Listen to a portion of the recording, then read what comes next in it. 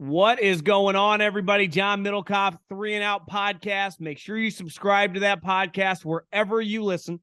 Also, Volume's YouTube channel. Smash that like button. Subscribe to the channel. Leave a comment. Do whatever you need to do on this channel. Interact. A lot of shows going. You listen on AMP. Glad to have you. Download that AMP app and listen to all the Volume shows. A lot going on. People hired. We have some OC additions. We have a new NFL coach. Obviously, the big championship games. We will dive into it all coming up. But first, can I tell you about my friends at Gametime? Well, I've been telling you every single time I talk. Because my friends at Gametime, go to the App Store, download the fastest growing ticket app in America, and type in John for $20 off your first purchase. Any tickets, anywhere. I did it. I went to an NHL game. You go to an NBA game. You go to an NFL game. Here's what my friends at Gametime are doing leading up to the Super Bowl. We got 4 teams left. Your team might make it. And if you want to go, even if you're a new customer or an existing customer, if you go to the Gametime app and you purchase Super Bowl tickets to see your favorite team, just to go check out the event, come to Phoenix, come to Scottsdale, great place, recommended. I'm sitting here now. Type in the promo code Volume 100.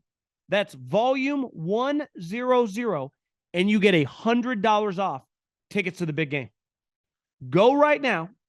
Download the Gametime app, fastest ticket growing app in America. If you're interested in coming to the big game, don't blame you.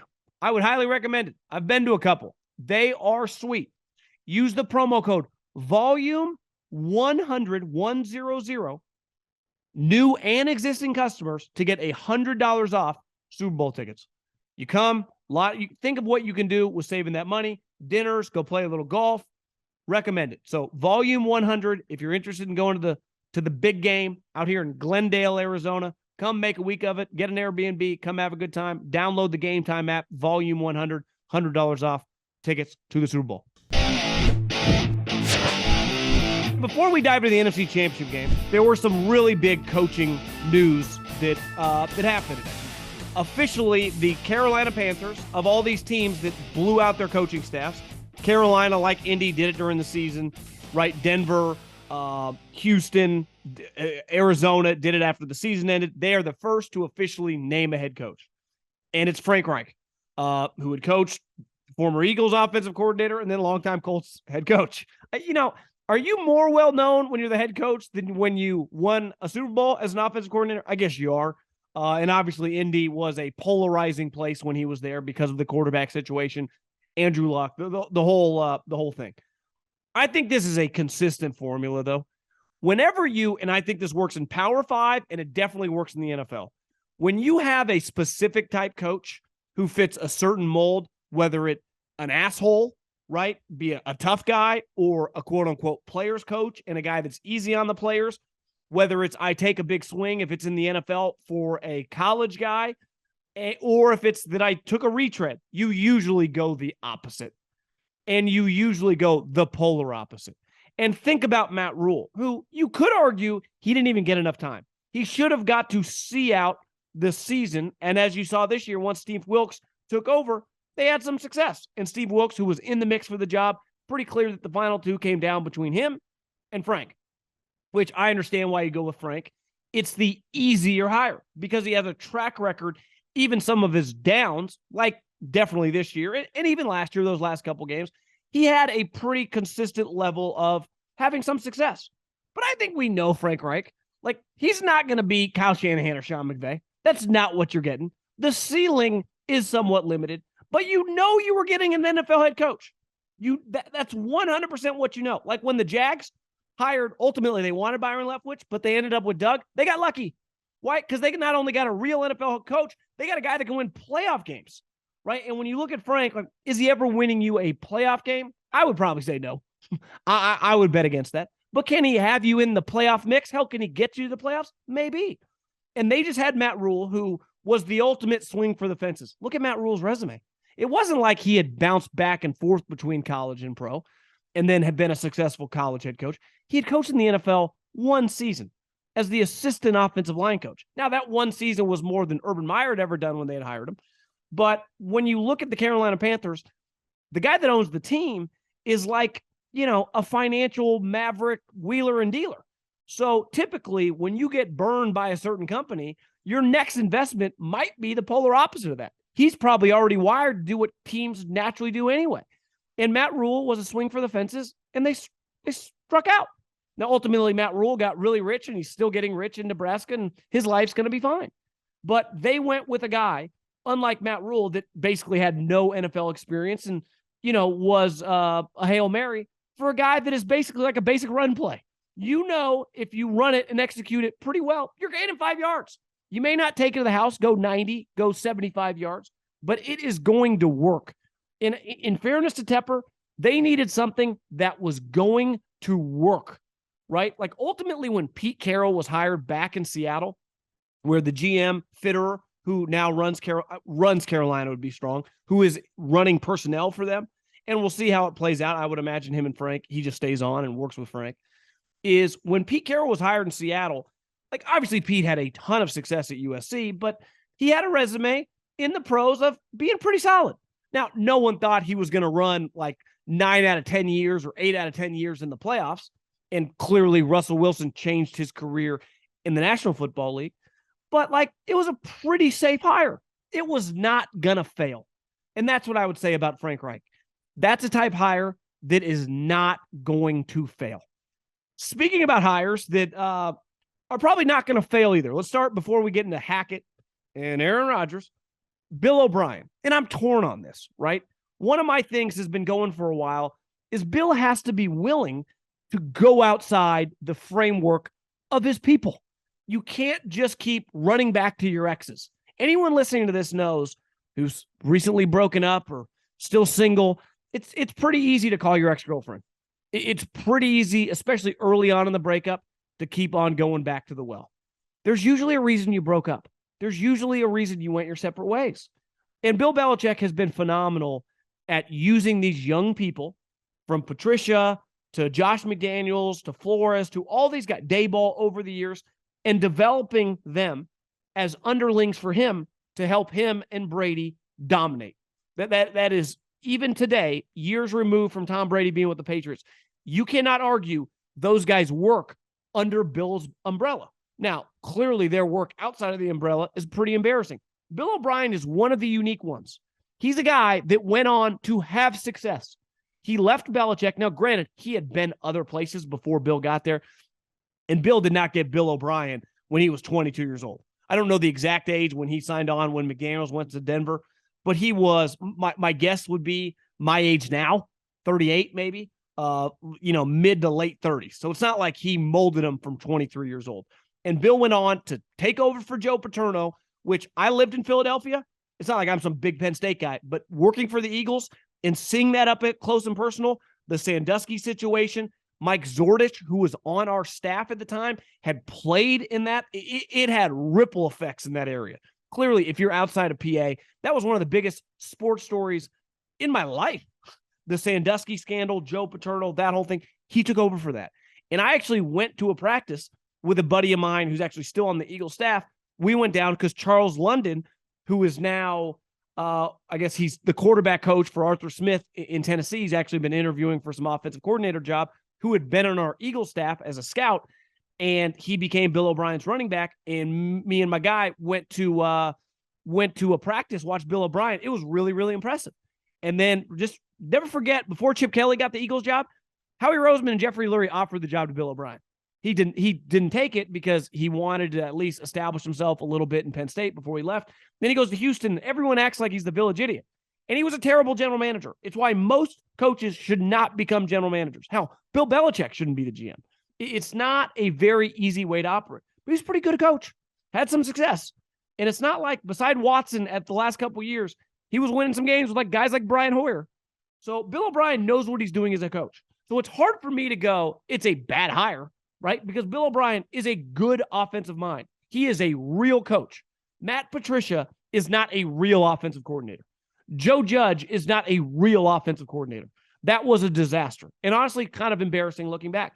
And here's the other thing. You did invest the 15th overall pick in Mac Jones. Like you are, unless you're willing to trade him, which I doubt it after this hire, you're in bed with him for a couple years. Like, this is your guy. And unlike Zach Wilson, he's not some disaster. You've proven his rookie year that you could make the playoffs with him, and they were right in the mix to make the playoffs this year. So Bill O'Brien has worked and coached with Mac Jones. And if you remember the story when Bill O'Brien was hired at Alabama as their OC after, I think it was Sark, went to Texas, the stories were Mac Jones taught Bill O'Brien the playbook. Like, they have a really, really good relationship. And I'm not against any of that. But I do understand the side of, like, Bill's just going back to the well. Now maybe there's a big picture thing here for Bill O'Brien that if Bill retires in a year or two, he would be the logical guy to take over the job, right? Who else are the Crafts hiring? It does feel like they're definitely not hiring like a Patricia, a Joe Judge, any of the guys on the staff. Maybe Gerard Mayo, which was a little weird. Like, within the last month, they tweeted out, we are entering contract negotiations with Mayo. That's definitely not a Belichick tweet. So the Crafts probably getting their hands a little dirtier, have a little more juice now that they're not winning game after game like they did with Belichick and Brady. So maybe Bill's lost a little juice, but I do understand this. It's hard for me to say anything critical about this hire. Now, as a general manager, would not let the guy touch my personnel department. The other thing, remember, him and Hopkins had, I think, a pretty contentious relationship in Houston. I don't think they liked each other very much. And Hopkins is a guy that has been rumored. Who he's not, there's no rumor. He's on the trade block. He will not be on Arizona's football team next year. The question is, where does he go? And now that Arizona has a New England former, little minion in Monty Osenfort, would he trade him back to Bill? There was that video that went viral of Bill talking to Hopkins during the season when they played him and just kind of waxing poetic about how much we respected him. It's hard to see that with Bill O'Brien, but hell, it's not his call. Who knows? You never know. Something to keep your eye on. Another coaching move that this one was an eye-opener. And I think, listen, I am not against hiring or doing anything in business that leads me to the ultimate prize, whatever that quote-unquote ultimate prize may be. In like recruiting, it happens sometimes when you offer a teammate to get the main player. Now, sometimes it blows up in your face. When the Cal Berkeley, when Jeff Tedford was the coach, Keenan Allen was supposed to go to Alabama. Keenan Allen was going to play. Nick wanted him to play safety. I think he would have ended up a wide receiver even for Nick Saban. But part of the deal was you had to make Keenan Allen's stepbrother, you also had to offer him. And Nick Saban was like, who was a quarterback. Not trying to be mean here, might have been the worst Power 5 quarterback I've ever seen. And Nick Saban had said, under no circumstances will I offer you a scholarship. I think he allowed him to walk on, but said no scholarship. I think that Keenan's from North Carolina. Jeff Tedford's like, hell yeah, we'll give you a scholarship because we wanted Keenan Allen. And it worked. It got Keenan Allen there, but ultimately, because of their quarterback situation, Maynard ended up having to start, and it cost Jeff Tedford the job. Now, sometimes this happens in coaching. It happens a lot in college basketball. When I hire a high school assistant, a high school coach to get that player, I hire their stepdad, their brother. I'm all for it. I would do it too if it leads me to greatness. And the New York Jets, like, never forget. And let's retrace our step. Last year when Nate Hackett, who was just officially hired as the New York Jets offensive coordinator, when that first came across the ticker, I didn't think that much of it. And then I was like, whoa, wait. When Nate Hackett was hired last year with the Denver Broncos, the number one story is they hired him to get Aaron Rodgers. That was the reason he got the job. Because under no circumstances would Nate Hackett, like, he wasn't a better candidate than Dan Quinn last year. And Dan Quinn, who knows, we'll see how this Denver Broncos search plays out, may end up getting the job this time around. But Nate Hackett didn't make that much sense last year. It felt like a pretty big Hail Mary. And Woody Johnson just recently said a couple weeks ago, we will do whatever it takes. We will do whatever it takes to get a veteran, legit quarterback in here. Well, what does whatever it takes means? Like, there's one kind of big fish right now in the sea who's truly available, and that's Aaron Rodgers. Like, Adam Schefter isn't just throwing shit at the wall when he's saying over and over, Aaron Rodgers is probably not going to be on the team. Aaron Rodgers has been talking to Pat McAfee like, I'm not doing a rebuild. Now, we can talk, and I've said my piece over and over about I don't feel much sympathy for the way he's bitching and moaning after he took the money, but the reality is we're here.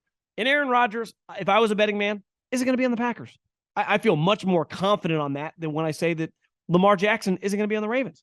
Well, where's Aaron Rodgers going to go?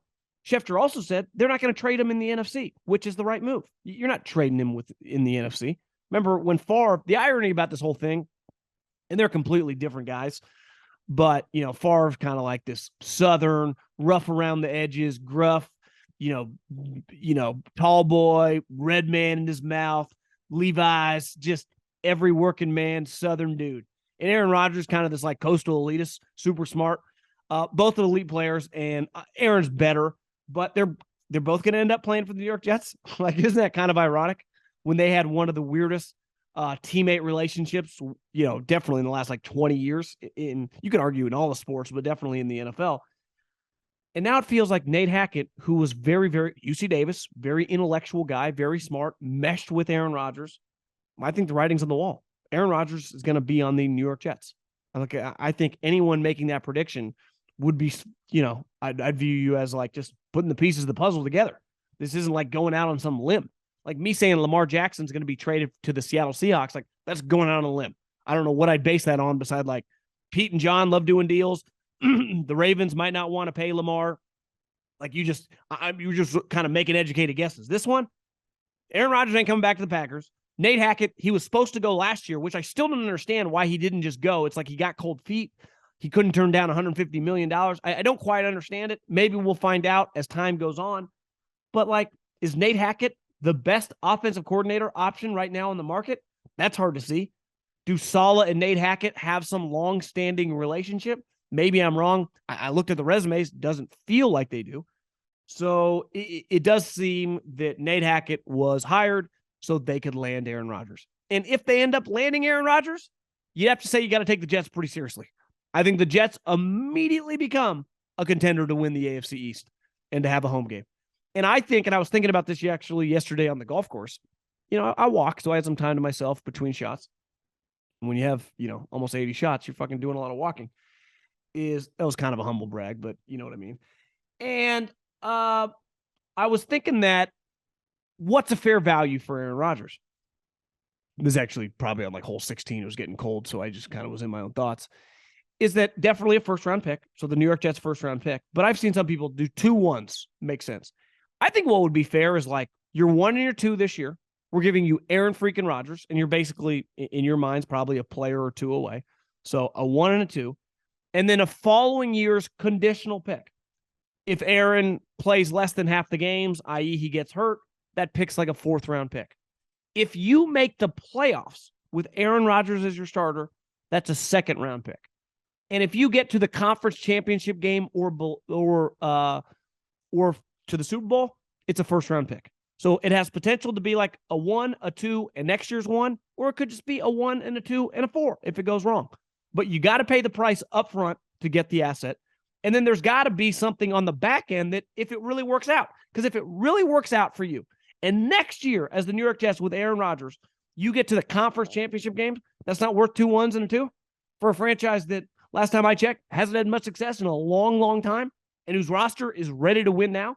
So I would say a deal like that is fair, a conditional pick in the following year's draft. But that conditions if things go well. And to me, you make it to the Final Four or beyond, that's an immediate 2nd first-round pick. Now, if you just make the playoffs, like that means you're having a lot of success and you're making money.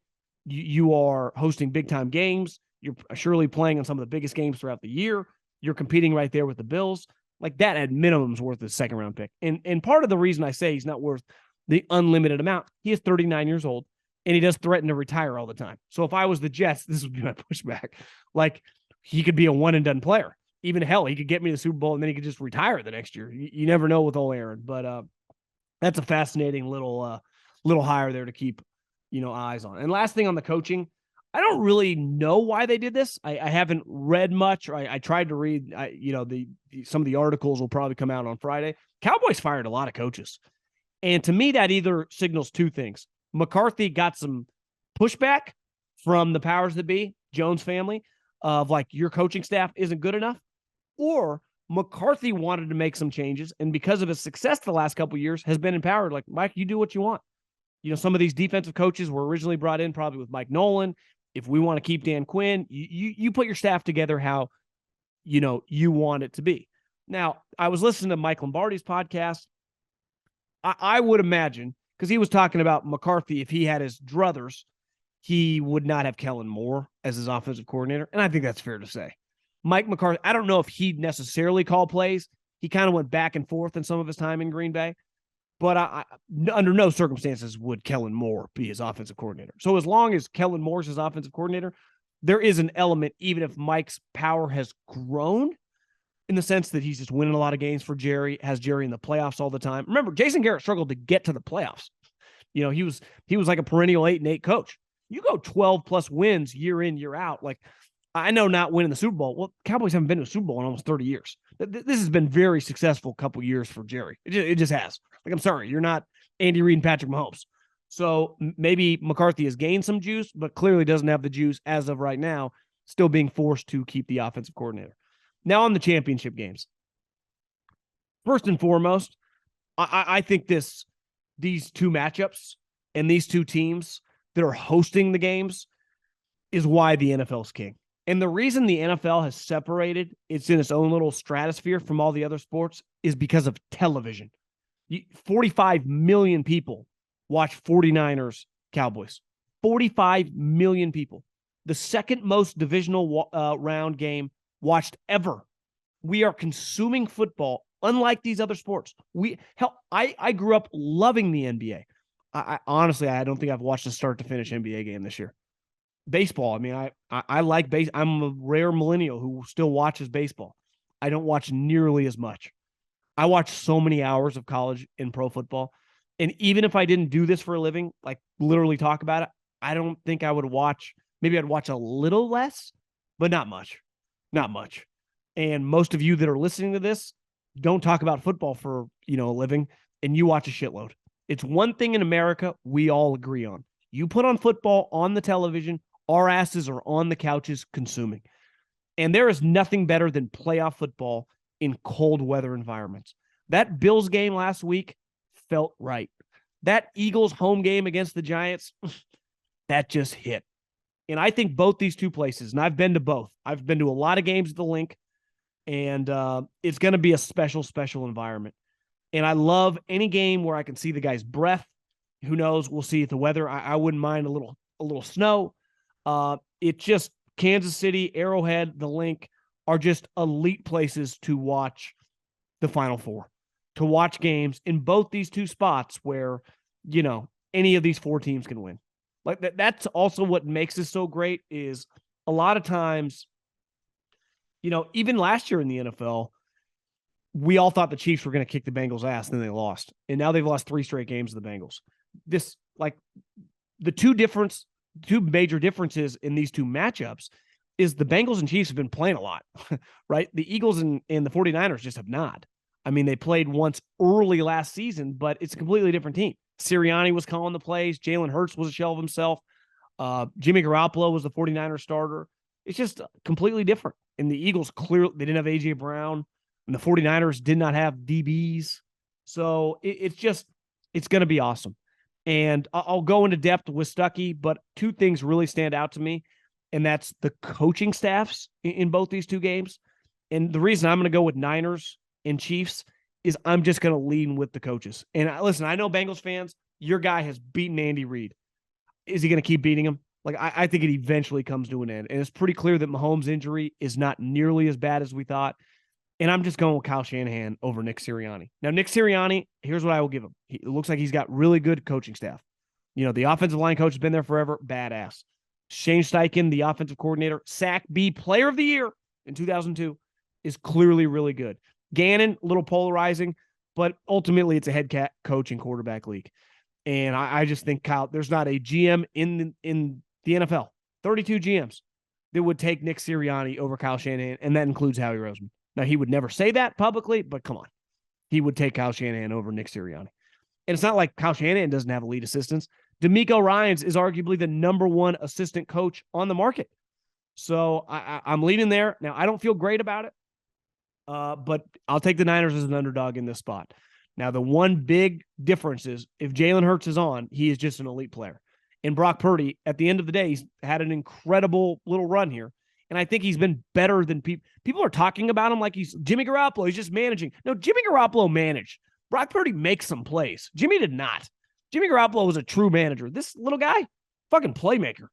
So if Brock Purdy plays a B game, which is going to be very difficult, this place is going to be going nuts. It's loud. You can't hear. You can't think. It could get very hard. But the other thing with Jalen is he probably would have been the MVP if he doesn't get hurt. Because I think people just naturally wanted to vote for someone new. He was an incredible story. His team, hell, might have ended up 15-2 instead of 14-3. And that it just would have been hard to vote against him. But like his running is a huge, addition. And the 49ers hit you fucking hard. And to me, that's going to be something to keep an eye on. And just overall, the coolest part about this game, to me, it's a war daddy game. This game is full of, on both sides, dudes, if you're a fan of that team, you want in the trenches with you. Some of the biggest legends in the history of these franchises. Just all time in the NFL currently, bad asses. Look at the Eagles. They have the greatest center of all time, who is just a certified ass kicker in Kelsey. Lane Johnson, like Kelsey, and isn't even the best offensive lineman on his own team. With Lane, A.J. Brown, Fletcher Cox, Brandon Graham, Darius Slay, like they got guys that you just want to go to war with in these big games.